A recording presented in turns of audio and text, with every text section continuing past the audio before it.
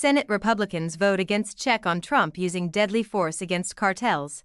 Senate Republicans voted down legislation Wednesday that would have put a check on Donald Trump's ability to use deadly military force against drug cartels after Democrats tried to counter the administration's extraordinary assertion of presidential war powers to destroy vessels in the Caribbean. The vote fell mostly along party lines, 48 to 51, with two Republicans, Rand Paul and Lisa Murkowski, voting in favor, and the Democrat John Fetterman voting against. It was the first vote in Congress on Trump's military campaign, which according to the White House has so far destroyed 4 vessels, killed at least 21 people and stopped narcotics from reaching the U.S. The War Powers resolution would have required the president to seek authorization from Congress before further military strikes on the cartels. The Trump administration has asserted that drug traffickers are armed combatants threatening the United States, creating justification to use military force. But that assertion has been met with some unease on Capitol Hill.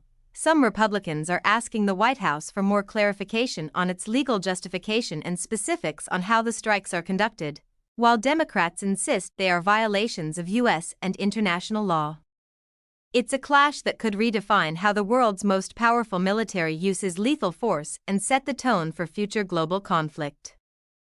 The White House had indicated Trump would veto the legislation, and even though the Senate vote failed, it gave lawmakers an opportunity to go on the record with their objections to Trump's declaration that the U.S. is in armed conflict with drug cartels. It sends a message when a significant number of legislators say, "Hey, this is a bad idea," said the Senator Tim Kaine, a Virginia Democrat who pushed the resolution alongside Adam Schiff, a Democrat of California. Wednesday's vote was brought under the War Powers Resolution of 1973, which was intended to reassert congressional power over the declaration of war. Congress must not allow the executive branch to become judge, jury, and executioner. Paul, a Kentucky Republican who has long pushed for greater congressional oversight of war powers, said during a floor speech. Paul was the only Republican to publicly speak in favor of the resolution before the vote, but a number of Republican senators have questioned the strikes on vessels and said they are not receiving enough information from the administration. The Senator Kevin Cramer, a North Dakota Republican, acknowledged there may be some concern in the Republican conference about the strikes. However, Republican leaders stridently argued against the resolution on the Senate floor Wednesday, calling it a political ploy from Democrats.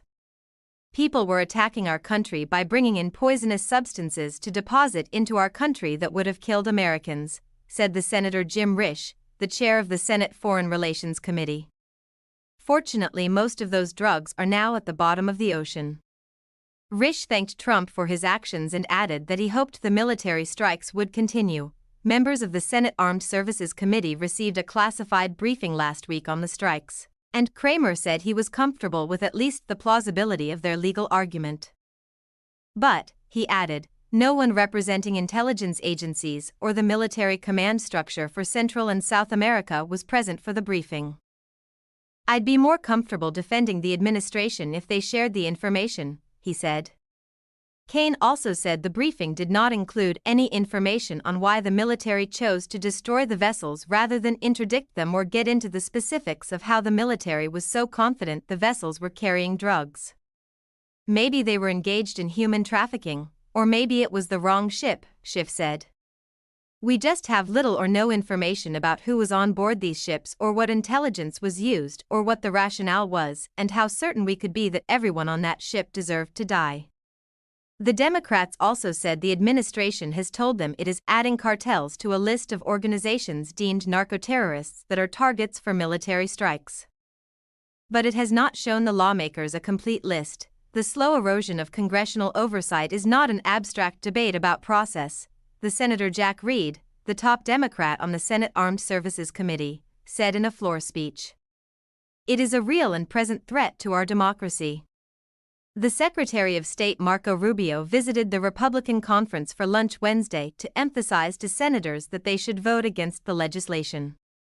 He told the senators that the administration was treating cartels like governmental entities because they had seized control of large portions of some Caribbean nations, according to the Senator John Hoeven of North Dakota. Rubio told reporters at the Capitol, These drug trafficking organizations are a direct threat to the safety and security of the United States to unleash violence and criminality on our streets, fueled by the drugs and the drug profits that they make. And the president, as the commander-in-chief, has an obligation to keep our country safe.